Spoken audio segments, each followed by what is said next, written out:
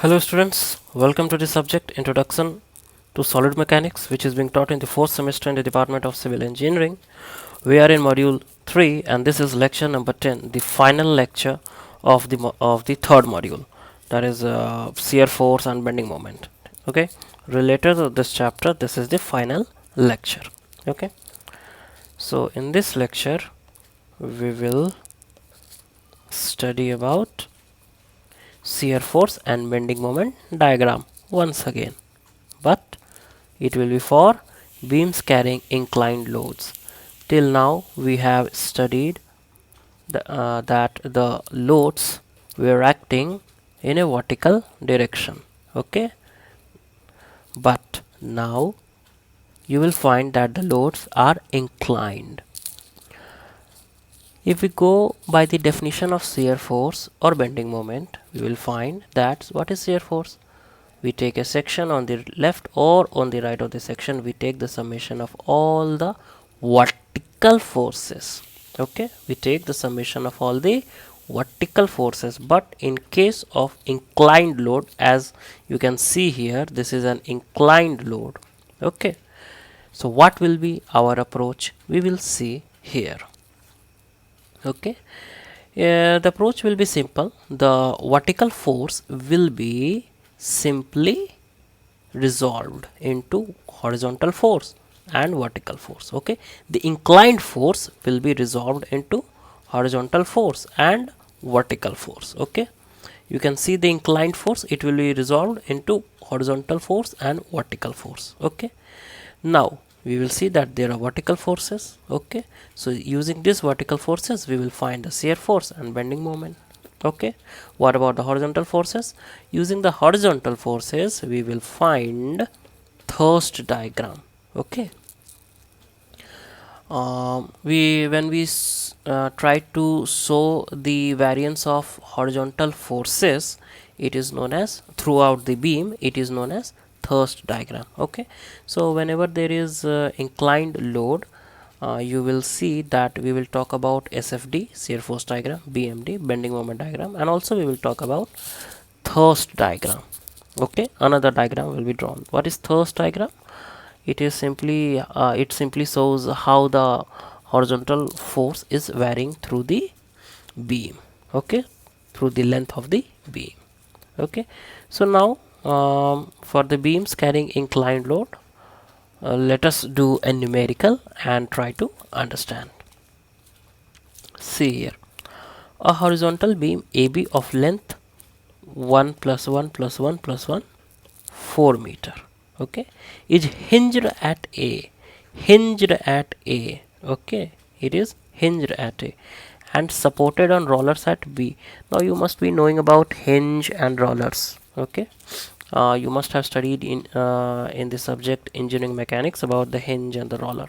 Okay, whenever there is roller, there will be no reaction. Okay, in horizontal direction, though there will be reaction in vertical direction.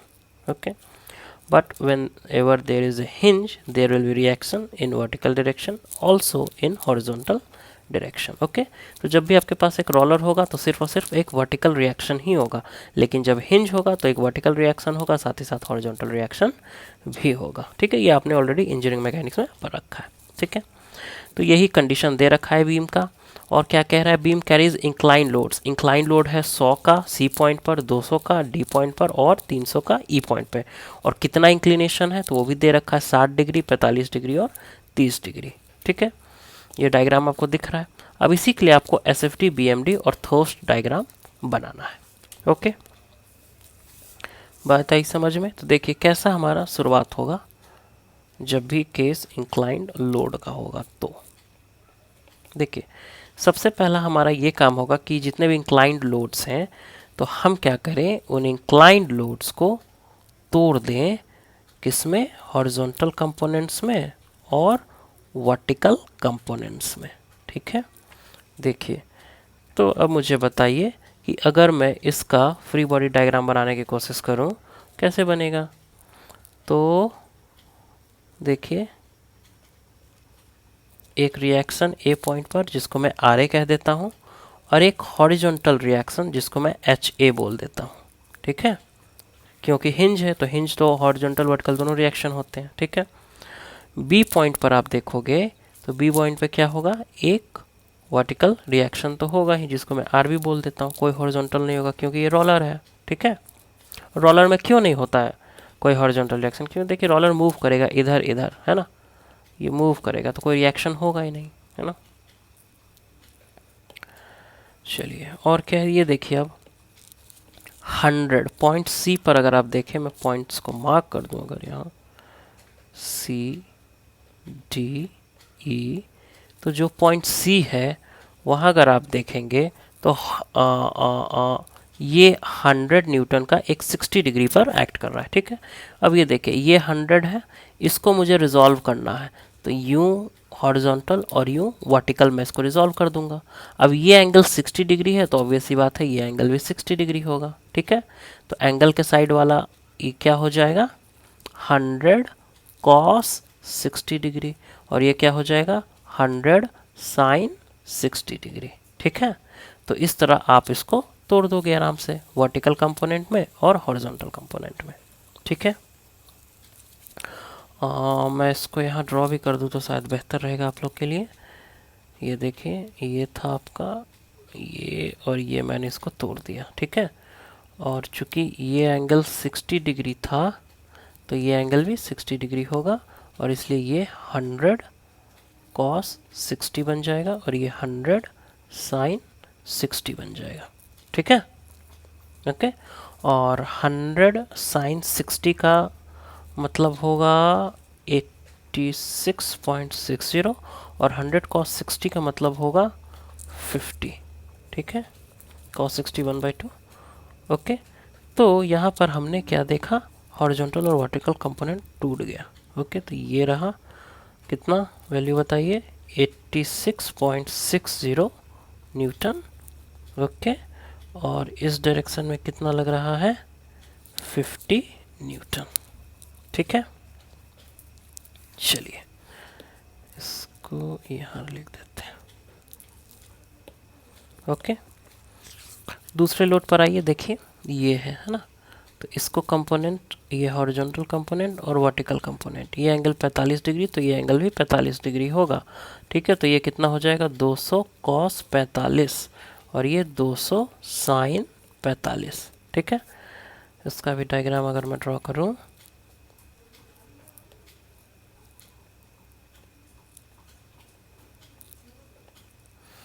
ये आपका 45 था तो ये भी 45, तो ये कितना हो जाएगा 200 कॉस 45 और ये हो जाएगा 200 साइन 45, ठीक है।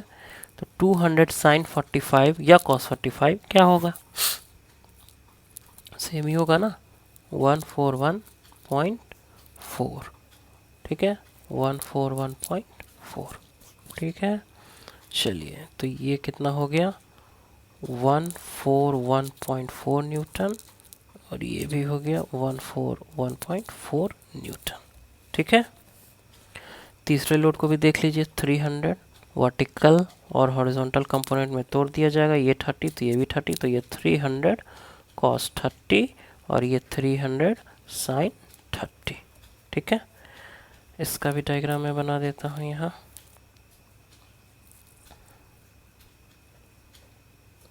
Three 300 cos 30 degree, 300 sine 30 degree, 300 sine 30 का मतलब कितना हो जाएगा 150 और 300 कॉस 30 का मतलब हो जाएगा 259.8, ठीक है।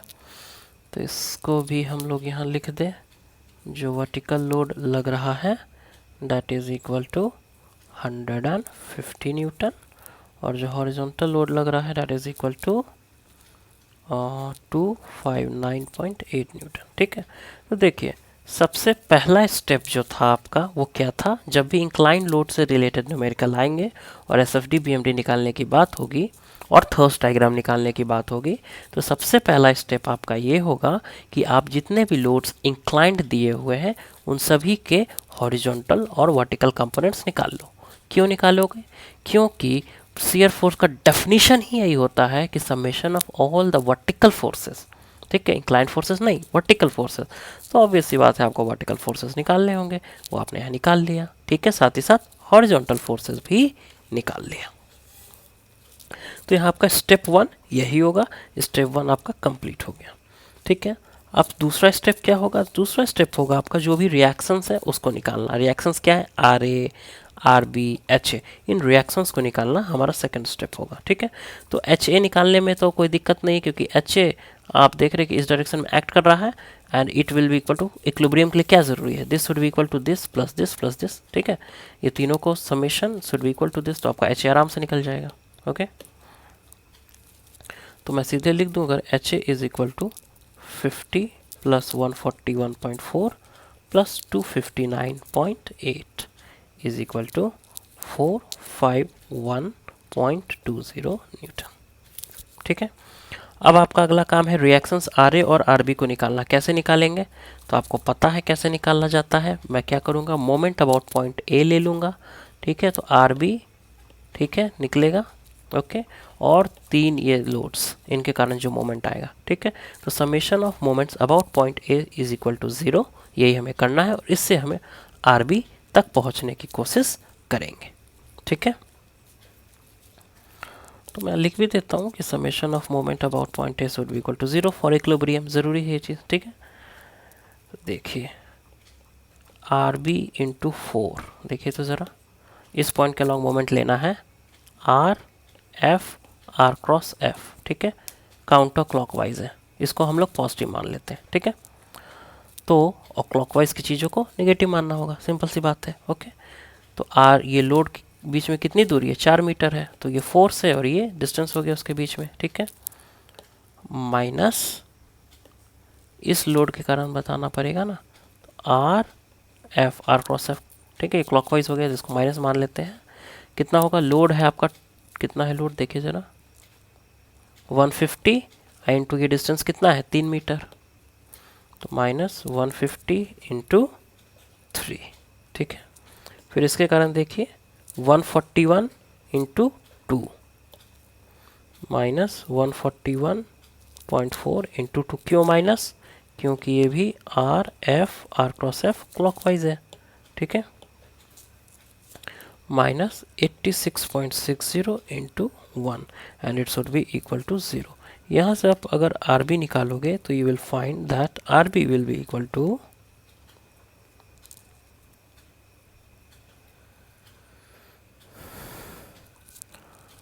450 plus 282.8 plus 86.60 divided by 4 and it will be equal to 204.85 Newton, ठीक है। आर बी आपका निकल गया। और आपको ये भी पता है कि R A plus R B is equal to क्या? ये भी आपको पता है ना, R A plus R B is equal to this plus this plus this, summation of all the vertical forces Y direction में 0 होना चाहिए अगर आपको इक्विलिब्रियम चाहिए तो, ठीक है। तो आर ए इक्वल टू क्या हो जाएगा? आर ए हो जाएगा this plus this minus R B, ठीक है।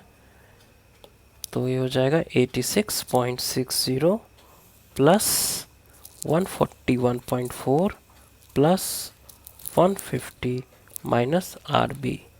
तो यहाँ से आर ए का वैल्यू आप निकालोगे तो आपका आएगा 173.15 न्यूटन,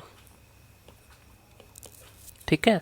तो जो पहला स्टेप था आपका कि आप जब भी इंक्लाइंड फोर्सेस हो और S F D B M D की बात हो, पहला काम है आपका कि आप कंपोनेंट्स हॉरिजॉन्टल और वर्टिकल ले लोगे, ठीक है। यही गलती हो गया जा, अगर ऐसा कोई गलती आपका यही हो जाए तो ऑब्वियस ही बात है आपका न्यूमेरिकल पूरा का पूरा गलत हो जाएगा, ठीक है। तो आपको ध्यान देना होगा कि यहाँ कोई गलती ना हो, जो कंपोनेंट्स हो बहुत सावधानी के साथ निकाला जाए। यह आपका फर्स्ट स्टेप होगा। फिर सेकंड स्टेप में आप रिएक्शंस निकाल लोगे, है ना, जो भी हॉरिजॉन्टल वर्टिकल रिएक्शंस है, वो जब आपका काम हो जाए तब आप भी समझ रहे हो कि अब काम आपका काफ़ी आसान हो चुका है, ठीक है। अगर मैं शियर फोर्स की बात करूँ, मुझे बताइए शियर फोर्स ए पॉइंट पर कितना होगा? शियर फोर्स ए पॉइंट पर कितना होगा? Summation of all the vertical forces on the right और on the left of the section, ठीक है। आर ए बस यही दिख रहा है ना, पॉजिटिव होगा कि नेगेटिव होगा, पॉजिटिव होगा। आर ए की वैल्यू अभी अभी हमने निकाला है 173.15 न्यूटन, ठीक है। शियर फोर्स सी पर बताइए, एलएचएस में, एलएचएस ऑफ सी, ठीक है। देखिए जरा डायग्राम में, शियर फोर्स यहाँ बता दिया। अब ए और सी के बीच में कोई लोड काम नहीं कर रहा है, ठीक है, तो कांस्टेंट होगा, जो भी शियर फोर्स होगा कांस्टेंट यहाँ तक, ठीक है। सी के एलएचएस तक सेम वैल्यू रहेगी, ठीक है। तो एलएचएस में 173.15 न्यूटन पॉजिटिव में, ठीक है।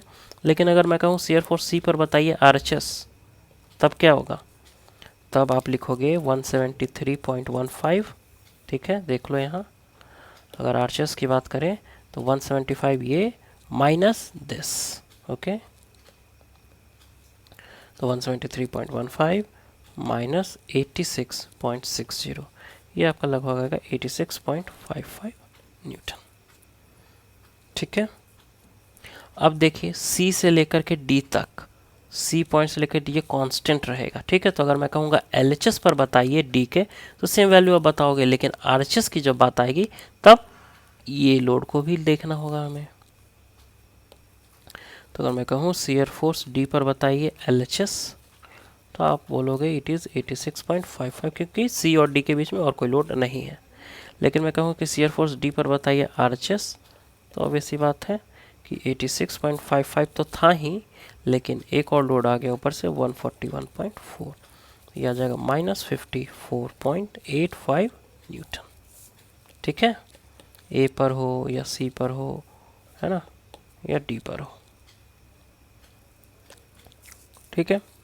फिर बताइए शियर फोर्स डी पर आपने बता दिया है, ठीक है। एलएचएस आरएचएस दोनों साइड डी पर बता दिया, इधर भी और इधर भी, ठीक है। अब डी से ई तक कांस्टेंट रहेगा, लेकिन ई के एलएचएस पर कितना होगा? सेम वैल्यू रहेगी जो है, लेकिन ई के आरएचएस पर कितना होगा? एक और लोड आपको कंसिडर करना होगा, ठीक है। तो शियर फोर्स ई पॉइंट पर मैं निकालूंगा is equal to, so shear force E point पर कितना होगा? देखिए यहाँ भी जो पॉइंट ई है वहाँ भी मैं बात कर सकता हूँ एलएचएस और आरएचएस की, ठीक है। तो एलएचएस पर कितना होगा शियर फोर्स? सेम रह जाएगा 54.85 न्यूटन, ठीक है, ओके। लेकिन अगर शियर फोर्स ई पॉइंट पे ही मैं आरएचएस की बात करूँ तो बताइए कितना होगा? तो -54.85 न्यूटन तो था ही, ओके। यहाँ पर अगर बात करें तो माइनस यहाँ तक तो काउंट करते करते हमने देख ही लिया था कितना है, और एक और -150 भी आएगा, ठीक है, -150, तो ये आ जाएगा -204.85 न्यूटन। तो बताइए शियर फोर्स बी पर कितना होगा? कैलकुलेट करने की ज़रूरत है क्या? सीधे आप बताओगे कि 204.85 न्यूटन ही होगा, क्योंकि उसके बाद कोई भी लोड एक्ट नहीं कर रहा है, ठीक है। या फिर डायरेक्टली आप इस तरीके से भी देख सकते हो कि बी पॉइंट पर देखोगे आर बी की जो वैल्यू है वो, ठीक है, वो कितना है? वो भी -204.85 है, ओके। तो ये हो गया शियर फोर्स निकालना, ओके। हमने देखा कि कैसे शियर फोर्स निकल करके आएगा, ठीक है। नेक्स्ट इज शियर फोर्स के बाद आपको क्या चाहिए होगा? बेंडिंग मोमेंट, ठीक है। तो शियर फोर्स डायग्राम मैं बनाऊंगा, उससे पहले मैं बेंडिंग मोमेंट पूरा कैलकुलेट कर लेता हूँ, ठीक है। उसके बाद हम लोग और इवन थर्स्ट भी कैलकुलेट कर लेता हूँ, फिर मैं तीनों डायग्राम को एक साथ बनाऊंगा, ठीक है। ऐसे शियर फोर्स आप देखना चाहो तो आप देख सकते हो कितना आएगा। देखिए एक रफ में अगर मैं बना दूँ,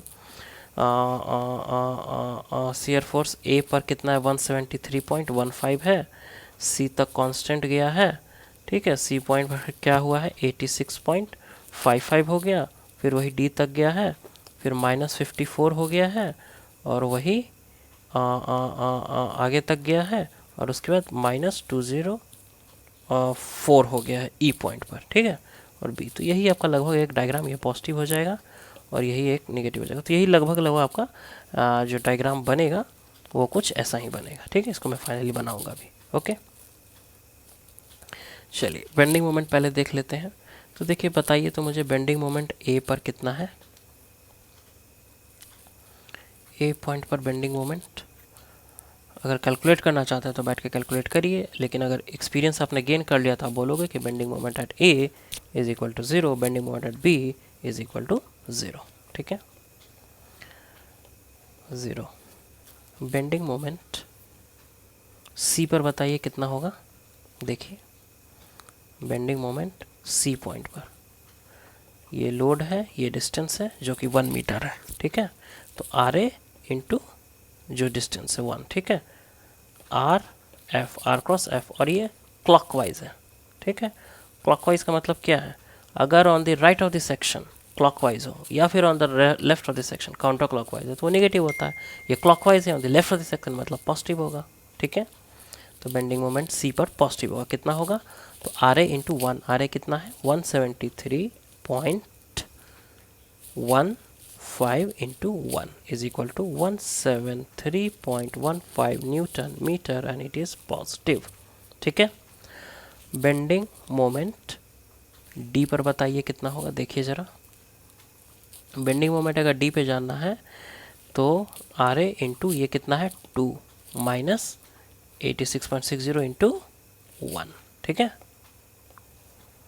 लिख दीजिए बेंडिंग मोमेंट डी पॉइंट पर 173.15 इंटू 2 माइनस 86.6 इंटू 1, ये वैल्यू आएगा आपका 259.7 न्यूटन मीटर। ठीक है, और ये भी पॉजिटिव है। ठीक है, पॉजिटिव है नेगेटिव है एक और तरीका से आप देख सकते हो। आप देख लो, ये डी पॉइंट यही है ना जी, तो ये जो लोड लग रहा है ये कैसा क्रिएट करेगा सीन, है ना। और एफ ये क्लॉकवाइज है। ठीक है, तो ये ऐसे इसको रोटेट करेगा ना, तो मतलब एक हंसता हुआ चेहरा बनाने की कोशिश करेगा। ठीक है, बीम पे जब ऐसा लोड मोमेंट लग रहा है तो बीम कुछ ऐसा होगा ना। ठीक है, हंसता हुआ चेहरा, तो वो भी पॉजिटिव एक तरीका वो भी है जो मैंने पहले बताया है आपको। ठीक है, then there is bending moment E point पर बता दीजिए। तो ई पॉइंट पर अगर आप बेंडिंग मोमेंट की बात करोगे तो क्या होगा, R A into 1 2 3 minus 86.6 into 2 minus 141.4 into 1, यही तो है। निकाल दीजिए ई पॉइंट पर 173.15 into 3 minus 86.6 into 2 minus 141.4 into 1 is equal to 204.85 newton metre in positive. ठीक है, बेंडिंग मोमेंट बी पर बता दीजिए। आपको पता है बेंडिंग मोमेंट कितना है, 0 है। अगर आप कैलकुलेट भी करोगे, लेफ्ट ऑफ द सेक्शन अगर लोग बात करोगे कैलकुलेट करोगे तो भी वो 0 ही आएगा। ठीक है, तो ये तो सिंपल आपको दिख रहा है कि बेंडिंग मोमेंट की बात करें तो, है ना, सी पॉइंट पे कुछ दिख रहा है, ए पे 0, बी पर 0, सी पर कोई वैल्यू दिख रही है, डी पर कोई वैल्यू दिख रही है, ई पर कोई वैल्यू, इसी तरह जोड़ देना। ठीक है, स्ट्रेट लाइन से ही जुड़ेगा, ये पैराबोलिक नहीं रहेगा। ठीक है, चलिए, तो बेंडिंग मोमेंट भी आपका हो गया काम। ओके, हॉरिजॉन्टल थर्स्ट भी देख लेते हैं जो फोर्स आ रहा है। तो एच ए कितना है, ऑलरेडी हम निकाल रखे थे क्या एच ए की वैल्यू। देखिए कहाँ कहाँ है, देखना आपको ये है कि ए पॉइंट पे कितना है हॉरिजॉन्टल फोर्स, सी पॉइंट पे कितना है, डी पॉइंट पर, और ई पॉइंट पर कितना है। ठीक है, तो एच ए की वैल्यू हम लोग ऑलरेडी निकाल रखे हैं। कितना आया था एच ए की वैल्यू, 451.20 न्यूटन। ठीक है, ऑलरेडी हमने निकाल लिया था। तो अगर आपको सिर्फ एच ए लिखना है तो बोलोगे 451.20 न्यूटन। ठीक है, फिर आपसे बोला गया कि हॉरिजॉन्टल फोर्स सी पॉइंट पर बताइए, तो 451.20 माइनस सी पॉइंट पर देखिए तो ये तो है ही -50। ठीक है, डी पॉइंट के लिए फिर करेंगे -141.4 और ई पॉइंट पर फिर एक बार माइनस करेंगे 259.8। ठीक है, तो सी पॉइंट के लिए माइनस कितना 50, it will be equal to 401.2 newton. D point पे बात करें तो 401.2 minus 141.40, it will equal to 259.8 newton. और ई पॉइंट पर बात करें तो 259.8 newton minus 259.8 newton, it will equal to 0। ठीक है, ओके। और बी पॉइंट पे बात करें तो ऑलरेडी 0 है। ओके, कोई हॉरिजॉन्टल लोड नहीं है। चलिए अब इन सभी का हम लोग डायग्राम बनाने की कोशिश करते हैं।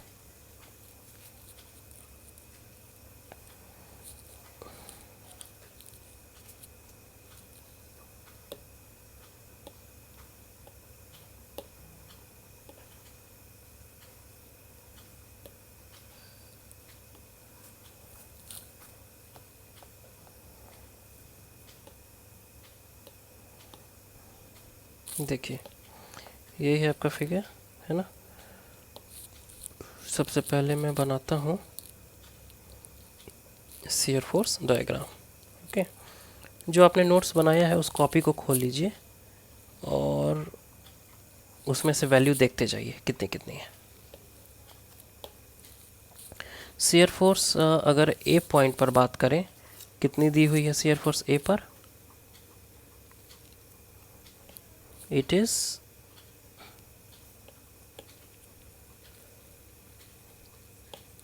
173.15 न्यूटन, ठीक है। और सी, ए से लेकर के सी तक वो कांस्टेंट भी है ना। ए से लेकर के सी तक कांस्टेंट भी है। ओके, सी पॉइंट पर देख रहे हैं कि वहाँ चेंज आ रहा है और शियर फोर्स में एक डिप आएगा और 86.55 न्यूटन आरएचएस ऑफ सी पर है, ठीक है। तो डिप आएगा। ओके, फिर सी और डी के बीच में क्या है? कांस्टेंट है। ओके, फिर मैं वैल्यू लिख दूँ यहाँ। ये जो वैल्यू है ना आपकी, ये वैल्यू जो है कितनी है? 86.55 न्यूटन, ठीक है। मतलब पॉइंट ए पॉइंट सी पर कितना है? 86.55। ओके, देन डी तक वो कांस्टेंट गया है 86.55 और डी पर ही हम लोग क्या पा रहे हैं कि वो निगेटिव हो जाता है ना। कितना? डी पॉइंट पर -54, ठीक है। और डी से ई क्या है? कांस्टेंट गया है ना। और ई पॉइंट पर बताते हैं, पहले ये देख लीजिए। डी पॉइंट इसको मेंशन कर देते हैं, डी पॉइंट, और ये आपका ई पॉइंट। डी पर कितना है? ये नीचे वाली वैल्यू, ऊपर वाला तो आपको पता है -54.85, ठीक है। ई पर भी उतना ही है। ओके, लेकिन ई पर फिर क्या हो रहा है? शियर फोर्स में बदलाव आ रहा है। शियर फोर्स कितना हो जा रहा है? -204, ठीक है। -54 था, -150 और बढ़ेगा ये, और ये कितना हो जाएगा? -204, जो फिर बी तक सेम रहेगा, ठीक है। तो इस तरह इसका डायग्राम हमें बनाना होता है। ओके, ये वैल्यू कितनी है? ये वैल्यू 150 डिप हुई थी, है ना। ओके, और बी पे वैल्यू कितना है? -204.85। तो हर जगह वैल्यू आपको लिखना पड़ेगा। ओके, और ये आपको पता होना चाहिए कि ये पॉजिटिव है, नीचे वाला आपका निगेटिव है, और इस तरह आप बना दोगे शियर फोर्स डायग्राम, ठीक है। बेंडिंग मोमेंट डायग्राम की अगर बात कर रहे तो देखिए, बेंडिंग मोमेंट डायग्राम में क्या है कि पॉइंट, अब आप जो नोट्स बनाए उसी में से वैल्यू देख लीजिए। जो आपका ए पॉइंट है, सी पॉइंट है, डी पॉइंट है, ई पॉइंट है और बी पॉइंट है। तो ए पॉइंट पे 0 है। ओके, सी पॉइंट पर कितना है? सी पॉइंट पे आप देखोगे इट इज़ 173.15। डी पॉइंट पे आप देखोगे 259.7 और ई पॉइंट पे आप देखोगे 204.8, ठीक है। सभी को स्ट्रेट लाइन से जोड़ देना है, ठीक है। ये आपको क्या दे देगा? ये आपको दे देगा BMD। ये SFD है, ये BMD है, ठीक है। ओके, चलिए, सब स्ट्रेट लाइन है, ठीक है। फाइनली एक थर्स्ट डायग्राम भी इस तरह के क्वेश्चंस में एक्स्ट्रा एक जुड़ जाता है। देखिए थर्स्ट डायग्राम कैसे बनेगा। थर्स्ट फोर्स अभी अभी आपने निकाला है ए पर, कितना है? तो ए पर आपने बताया कि इट इज़ 451.2 है, ठीक है। सी पर आपने बताया इट इज़ 401 और उसके बीच में क्या है? कांस्टेंट है, ठीक है। ओके, तो सी पर कितना आपने बताया है? 401, थोड़ा सा डिप करेगा, है ना। और 401 है और सी से डी कांस्टेंट है। ओके, डी पर फिर डिप करेगा और ई तक जाएगा, और ई पर कितना है? ई पर भी एक पर्टिकुलर वैल्यू है, ठीक है, मैं वैल्यू लिख देता हूँ। सी पर जो है वो क्या दिख रहा है LHS और RHS में, 401.2, और जो डी पॉइंट है वहाँ पर है आपका 259.8, और ई पर क्या है, यहाँ पर 0 भी आपको शो करेगा, ठीक है, ऑन द RHS ऑफ सी, ठीक है। LHS तक तो वही है 259.8, ओके, और बी पर तो 0 है ही, तो ये आपका थर्स्ट डायग्राम हो गया, ठीक है, ये क्या हो गया, थर्स्ट डायग्राम, ठीक है। तो इस तरह SFD, BMD और थर्स्ट डायग्राम हमने ड्रॉ कर दिया है, ठीक है। तो यही है कहानी इस न्यूमेरिकल की, ठीक है। ये वैल्यू के अनुसार ये थोड़ा सा ऊपर आना चाहिए, चलिए, ठीक है। आई होप ये न्यूमेरिकल आप लोग को समझ में आया है। Let us now see shear force diagram and bending moment diagram for beams subjected to couples. couples क्या, देखिए ये आपका बीम दिया हुआ है, इस पर आप देखोगे कुछ क्वेश्चंस ऐसे आएंगे कि जब काउंटर क्लॉकवाइज या फिर क्लॉकवाइज में आपको मिलेगा कि किसी एक पॉइंट पर कपल्स एक्ट कर रहा है, ठीक है। तो इस तरह के केस में, इस तरह का जब प्रॉब्लम आपके सामने होगा तो कैसे आप सॉल्व करोगे, यही हमें देखना है, ठीक है। देखिए, जब भी एक beam is subjected to a couple at A section, किसी भी एक सेक्शन पे, जैसे इस एग्जांपल में यहाँ पर एक कपल डी पॉइंट पर एक्ट कर रहा है, ठीक है। तो जब भी आप देखोगे कि जब भी कोई एक बीम है और उस पर एक कपल एक्ट कर रहा है तो कैसा आपका अप्रोच होगा, तो कुछ पॉइंट्स को आप दिमाग में रखोगे। देखिए, पहला पॉइंट आप ये रखोगे दिमाग में कि only bending moment at the section changes, only bending moment, ठीक है, उस सेक्शन पे चेंज करेगा सडनली इन मैग्नीट्यूड। कितना मैग्नीट्यूड में, equal to that of the couple, मतलब कपल की जो मैग्नीट्यूड है उतना में एक सडन चेंज आएगा बेंडिंग मोमेंट में, ठीक है, उसी सेक्शन पे, ओके। तो पहला बात आप ये नोट कर लियो कि सिर्फ और सिर्फ बेंडिंग मोमेंट में बदलाव आ रहा है, एक सडन चेंज आ रहा है। कैसा चेंज आएगा, मैग्नीट्यूड, ठीक है, एक मैग्नीट्यूड में चेंज आ जाएगा, कितना मैग्नीट्यूड में चेंज आएगा, जो कपल का मैग्नीट्यूड है वही मैग्नीट्यूड, ठीक है। तो बेंडिंग मोमेंट में एक सडन चेंज आएगा, ठीक है। दूसरी बात, shear force does not change at the section, shear force में कोई चेंज नहीं है। तो जब भी SFD BMD की बात आएगी, अगर कपल्स एक्ट कर रहा है तो आपको दो चीज़ ध्यान रखना है कि सिर्फ और सिर्फ बेंडिंग मोमेंट चेंज होगा और शियर फोर्स चेंज नहीं होगा, ठीक है। ये चीज़ आपको ध्यान में रखना है, ओके। इसके ऊपर एक न्यूमेरिकल अगर हम लोग सॉल्व कर लें तो ये चीज़ें हमको बहुत ही बेहतर ढंग से समझ में आ जाएगी। देखिए, एक बीम है जो 10 मीटर लंबा है और सिंपली सपोर्टेड है ईच एंड पे, देखिए ज़रा, हाँ बिल्कुल सिंपली सपोर्टेड बीम एक दिख रहा है मुझे और 10 मीटर लंबा भी दिख रहा है, ओके। 5 प्लस अढ़ाई प्लस अढ़ाई has uniformly distributed load of 1000 newton per metre extending from left end up to the centre of the beam. जो लेफ्ट एंड है वहाँ से लेकर के centre of the beam that is up to 5 metre, एक UDL है कितना, 1000 newton per metre, ठीक है। There is also an anti clockwise couple 15 kilo newton metre at addition of 2.5 metre from the right end. जो right end है ना वहाँ से 2.5 मीटर जाएंगे तो एक एंटी क्लॉकवाइज में या काउंटर क्लॉकवाइज में एक कपल एक्ट कर रहा है जिसकी वैल्यू दिया हुआ है 15 किलो न्यूटन मीटर या फिर 15,000 न्यूटन मीटर, ठीक है। तो क्या कह रहा है कि भैया बोल रहा है कि draw the SFD and BMD, मतलब शियर फोर्स डायग्राम और बेंडिंग मोमेंट डायग्राम इसके लिए सॉल्व ड्रॉ करना है, ठीक है। तो बताइए first and the foremost thing क्या होता है। अभी तो हमने काफ़ी न्यूमेरिकल सॉल्व कर लिया। First and the foremost thing क्या होगी, first and the foremost thing होगी कि आपको बताना होगा रिएक्शंस, है ना, RB और RA आपको बताना पड़ेगा, ठीक है। कैसे बताते थे, तो summation of moment at a point यहाँ ले लेते हैं, A should be equal to 0 to maintain equilibrium, ठीक है। अब देखिए, A पॉइंट पर हमें मोमेंट निकालना है, ठीक है, और यहाँ हिंज देख रहे हैं दोनों पे, तो हमने रिएक्शंस भी दिया है। एक चीज़ अगर आप ध्यान दोगे तो आप पाओगे कि ये जो मोमेंट है ना कैसा है, काउंटर क्लॉकवाइज है, ठीक है।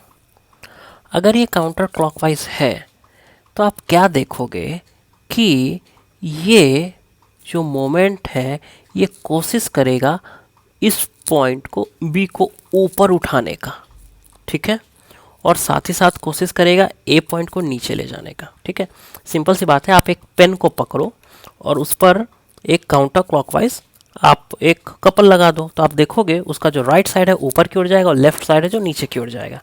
सिंपल सा फंडा है, ठीक है। लेकिन एक्चुअल में तो ये नहीं जाएगा, ये ना तो ये नीचे जाएगा और ना ये ऊपर जाएगा। क्यों? क्योंकि ये लॉक्ड हिंज लगा हुआ है, ठीक है। इसका मतलब आप ध्यान दो तो आप पाओगे कि इस काउंटर क्लॉकवाइज कपल के कारण ये ऊपर जाना चाह रहा है। इसका मतलब जो रिएक्शन है ना, आप पहले ही बता सकते हो कि नीचे की ओर है।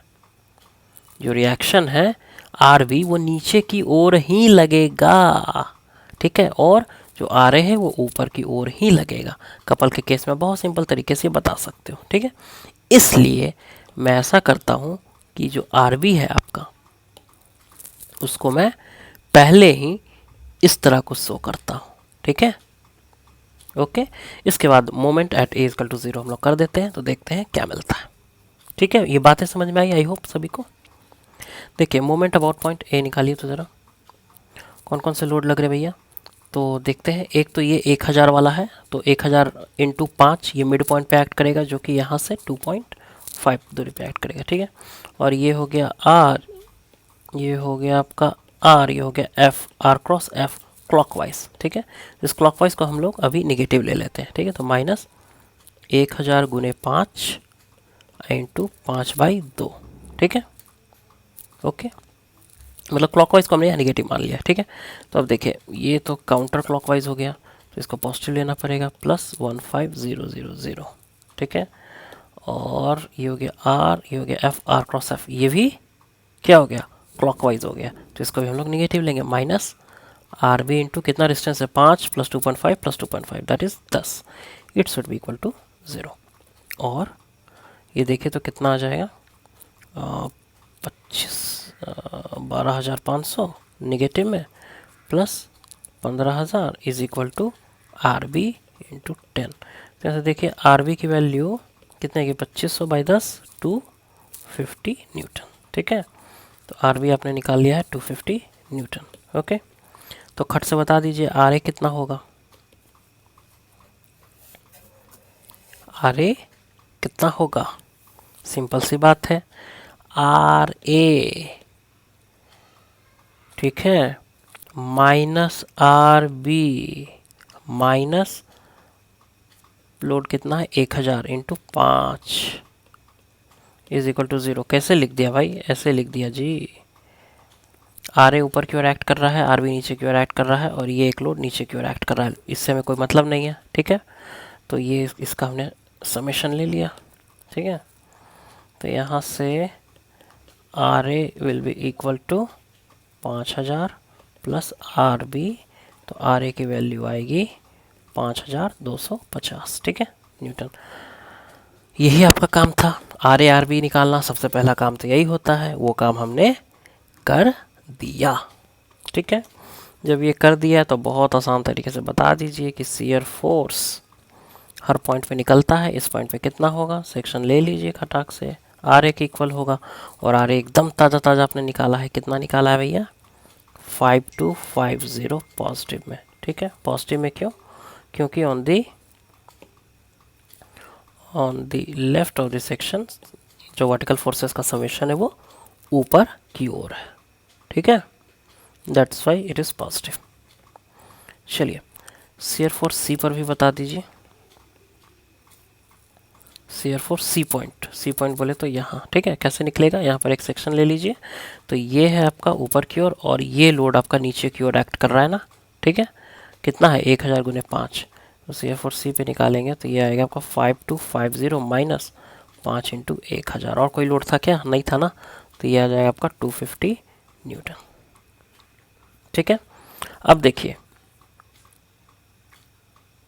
ये क्या है, यूडीएल है, इसका मतलब क्या है, जो आपका शियर फोर्स डायग्राम है कैसे वेरी करेगा, स्ट्रेट लाइन लॉ को फॉलो करेगा, ठीक है। लेकिन सी और डी के बीच में बात करें, ठीक है, डी ही क्यों, डी से आगे भी बात करें बी तक, तब क्या होगा, शियर फोर्स जितना था उतना ही रहेगा, कांस्टेंट, ठीक है, कोई चेंज नहीं आएगा क्योंकि कोई भी वर्टिकल लोड एक्ट नहीं कर रहा है। ठीक है, तो ये चीज़ यहाँ मैं मेंशन भी कर देता हूँ कि between A and C straight line law follow होगा। ठीक है, और सी से लेकर के बी तक जो डायग्राम बनेगा वो क्या होगा, रिमेन्स कांस्टेंट, है ना। जो शियर फोर्स है वो रिमेन कांस्टेंट रहेगा डायग्राम में। ठीक है, और शियर फोर्स बी पर आप निकालोगे तो आप यहाँ से भी देख सकते हो। ठीक है, वैल्यू तो आप बोलोगे कि यस इट इज 250। आरबी की वैल्यू कितनी आई है, 250। ठीक है, and it will B positive. Diagram देखकर भी बता सकते हो, है ना, प्लस 250 न्यूटन। चलिए, तो ये आपका शियर फोर्स डायग्राम का खेल हुआ ख़त्म। ठीक है, डायग्राम कैसा बनेगा भैया, देख लीजिए डायग्राम कैसे बनेगा, फिर मैं बनाऊंगा। देखिए ए पर कितना है 5250, ठीक है, और सी पर कितना है 250, लेकिन ये दोनों भी स्ट्रेट लाइन लॉ फॉलो करेगा यूडीएल के कारण। ठीक है, और सी के बाद क्या है, कांस्टेंट है बी तक, तो बस यही आपका डायग्राम बन जाएगा। ठीक है, इसको बनाएंगे हम लोग, पहले बेंडिंग मोमेंट निकाल लेते हैं। देखिए बेंडिंग मोमेंट सीधे सीधे हम बोल देते हैं भैया ए पर बताइए क्या होगा। ए पर एक्सपीरियंस के आधार पर बताइए, 0, ख़त्म कहानी। ठीक है, फिर बेंडिंग मोमेंट सी पर बताइए कितना होगा। देखिए सी पर कैसे निकलेगा बेंडिंग मोमेंट, सी पर आर ए इंटू 5 माइनस 1000 गुने 5 इंटू 2.5, यही तो होगा ना। निकाल दीजिए सी पर बेंडिंग मोमेंट, 5250 इंटू 5 माइनस 1000 गुने 5, ये लोड हो गया, इंटू 5/2, 2.5, है ना, यही तो डिस्टेंस। यूडीएल को पॉइंट लोड में कन्वर्ट कर दिया और ये डिस्टेंस पे यहाँ मोमेंट निकालना है, तो ये 2.5 ही ना है। ठीक है, तो बेंडिंग मोमेंट सी पर आप देखेंगे कि ये आ रहा है 13750 न्यूटन मीटर। अब ये पॉजिटिव है या निगेटिव है जी, बेंडिंग मोमेंट पॉजिटिव है या निगेटिव है। देखिए यहाँ पर बेंडिंग मोमेंट निकालना है।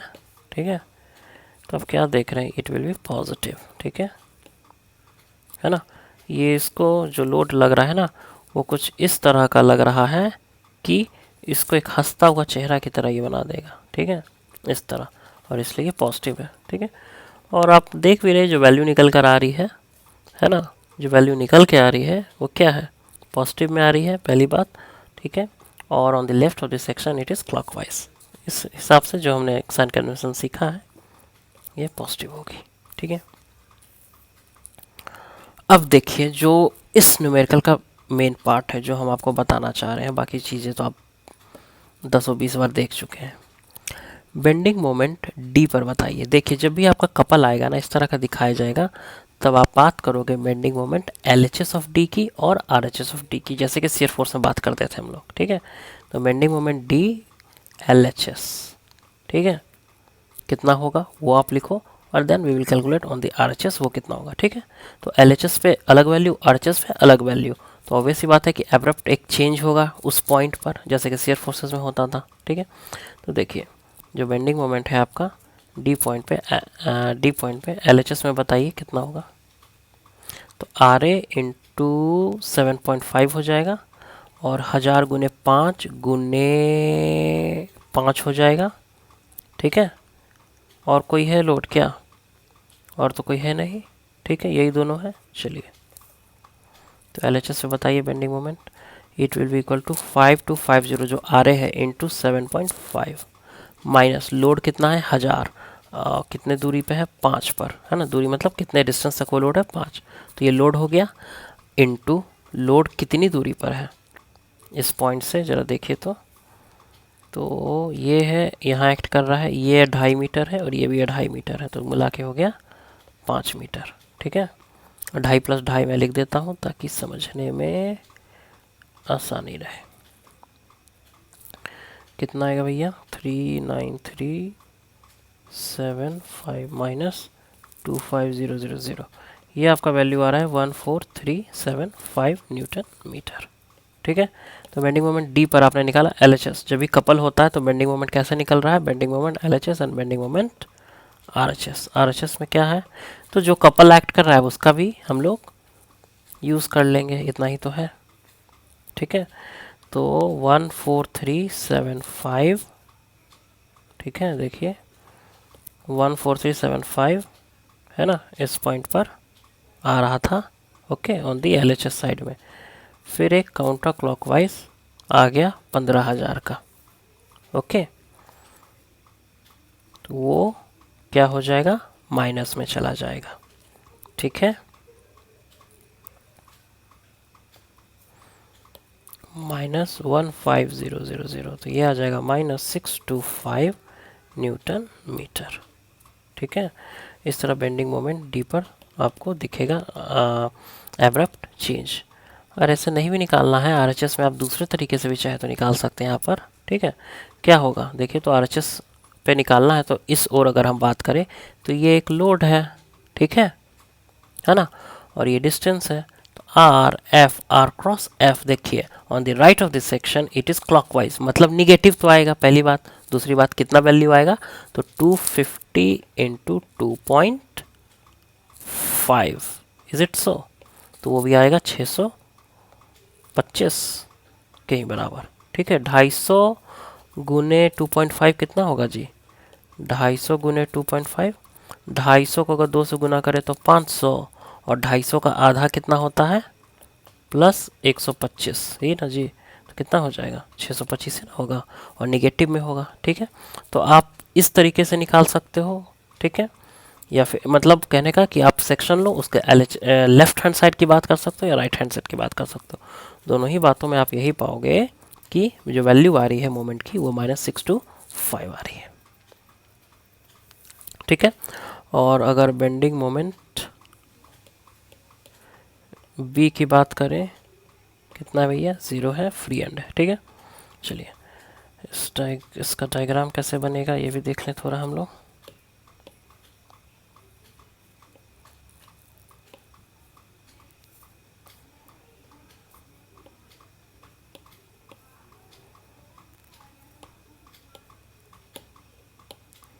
देखिए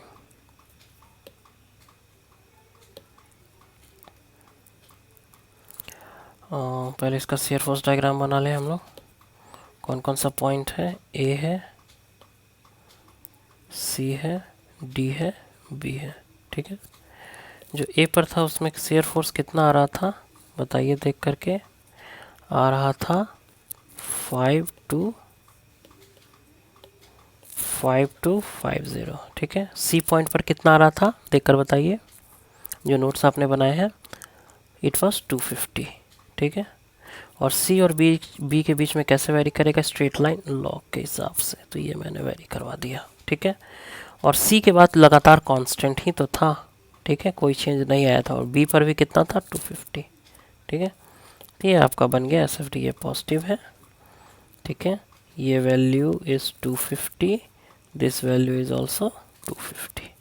ठीक है, तो ये आपका SFD तैयार।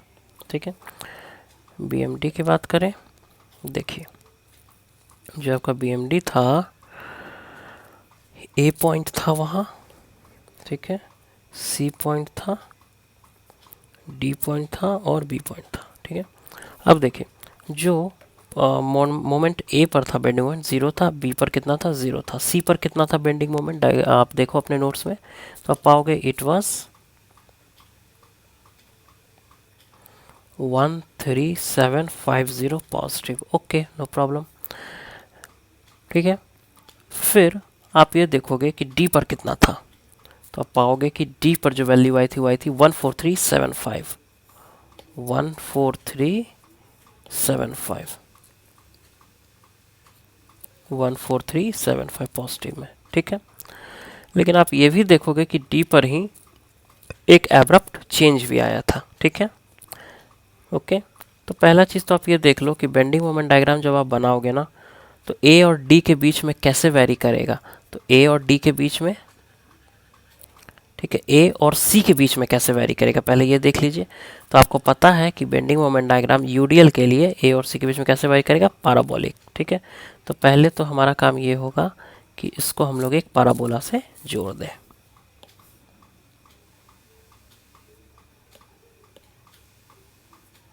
ठीक है। तो ये क्या है, एक पैराबोला है, इसको नोट कर लीजिए। ठीक है। फिर जो आपका सी और डी है वो एक स्ट्रेट लाइन से जुड़ेगा। ठीक है, तो ये भी नोट कर लीजिए। इस स्ट्रेट लाइन आप जब डायग्राम बनाओगे, डायग्राम में कभी कभी क्लियर नहीं हो पाता है कौन सा स्ट्रेट लाइन कौन सा पैराबोला, इसलिए आप लिख भी दिया करो। ठीक है, ओके। और डी पॉइंट पे ही मैं देख रहा हूँ कि इट इज़ -6 to 5, तो ये कुछ ऐसे यहाँ 6 to 5, ओके। और बी पॉइंट पर 0 है। ठीक है, तो वो भी स्ट्रेट लाइन से जुड़ जाएगा। ठीक है, तो ये नेगेटिव पार्ट हो गया, ये पॉजिटिव पार्ट हो गया। ये आपका बी एम डी, ठीक है, बेंडिंग मोमेंट डायग्राम आपका बन गया है। ठीक है, ओके। चलिए डियर स्टूडेंट्स, तो यहाँ पर आपका S F T B M D जो है चैप्टर वो समाप्त होता है। ठीक है, देखिए नोट दे करके यहाँ पे मैं कुछ पॉइंट्स आपको ज़रूर बता दूँ। ठीक है, हमेशा आपको कन्फ्यूज़न होगा मे बी कि या याद करने में दिक्कत होगा कि जब पॉइंट लोड होता है तो उस समय एस एफ डी कैसा बनेगा और बी एम डी कैसा बनेगा। जब यू डी एल का केस होता है तब S F D B M D का शेप क्या होगा, पैराबोलिक होगा, क्यूबिक होगा, स्ट्रेट लाइन लॉ फॉलो करेगा, क्या करेगा पता नहीं, यू एल के लिए क्या करेगा। ठीक है, तो उस कन्फ्यूजन को हटाने के लिए एक चीज़ मैं बता दूं यहाँ, देखिए जब भी आपके पास पॉइंट लोड होगा, ठीक है, मैं यहाँ एक चीज़ ऊपर और दे दूँ, टाइप ऑफ लोडिंग। ठीक है, S F D B M D. ठीक है, देखिए जब भी आपके पास पॉइंट लोड होगा ना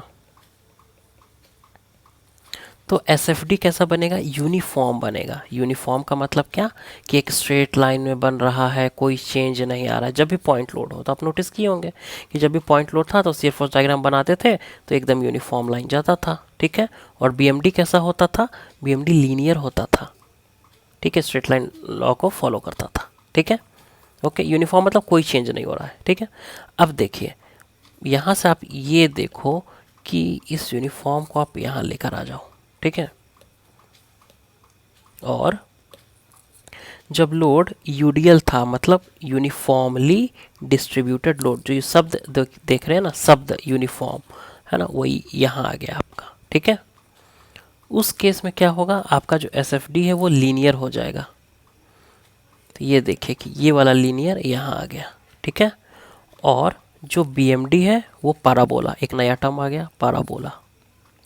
ठीक है, ओके। अब देखिए नेक्स्ट आप ये देखो कि जब यूवीएल होगा, यूनिफॉर्मली वैरिंग लोड, है ना, या फिर इसको मैं ऐसे लिख दूं, यूनिफॉर्मली वैरिंग लोड को लीनियर लिख दूं।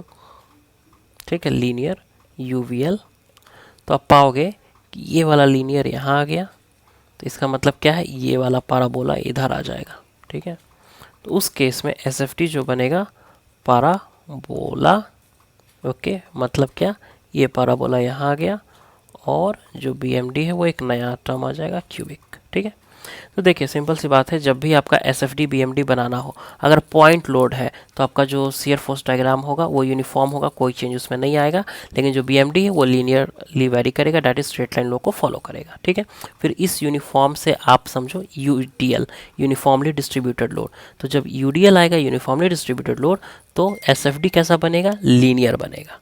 ठीक है, स्ट्रेट लाइन लॉ को फॉलो करेगा। और बी एम डी कैसा बनेगा, पैराबोला बनेगा। ठीक है, इस लीनियर को यहाँ ले आओ। लीनियर लोड मतलब क्या, यूनिफॉर्मली वैरिंग लोड। तो यूनिफॉर्मली वैरिंग लोड जब केस रहेगा तो एस एफ डी आपका पैराबोलिक रहेगा, पैराबोला लॉ को फॉलो करेगा, और जो बी एम डी है वो क्यूबिक लॉ को फॉलो करेगा। ठीक है, तो इस चीज़ को थोड़ा अच्छे से समझ लेना है। ठीक है, ओके। ये एक तरह का आप दिमाग में चित्रण कर लो इसको। ठीक है, तो आपको कोई दिक्कत नहीं होगा कि किस समय किस तरह का फोटो बनेगा, एस एफ डी कैसा डायग्राम बनेगा, वो आप समझ सकते हो। Parabolic, cubic, straight line, uniform. ठीक है, वो आप अगर इसको दिमाग में रखोगे तो आप अच्छे से बता दोगे। ठीक है, एक चीज़ और नोट में ही मैं बता दूं आपको कि अगर शियर फोर्स, ठीक है, rate of change of shear force respect to X is equal to rate of loading. ठीक है, और दूसरी बात जो आपका rate of change of moment है, bending moment, with respect to the length of the beam is equal to shear force. इसको मैं शियर फोर्स को F से डिनोट कर रहा हूँ, लेकिन आप समझ लेना इट इज़ शियर फोर्स। ठीक है, तो ये आपको ऑब्जेक्टिव्स में काम आएगा, ऑब्जेक्टिव जब क्वेश्चन आते हैं। ठीक है, कि rate of change of shear force is equal to rate of loading and rate of change of bending moment is equal to shear force. ठीक है, ये दो चीज़ों को भी ध्यान में रखिए। तो यहाँ पर आपका जो शियर फोर्स और बेंडिंग मोमेंट चैप्टर है उस समाप्त होता है। जब हम लोग नेक्स्ट लेक्चर में मिलेंगे तो एक नए चैप्टर के साथ हमारी मुलाकात होगी।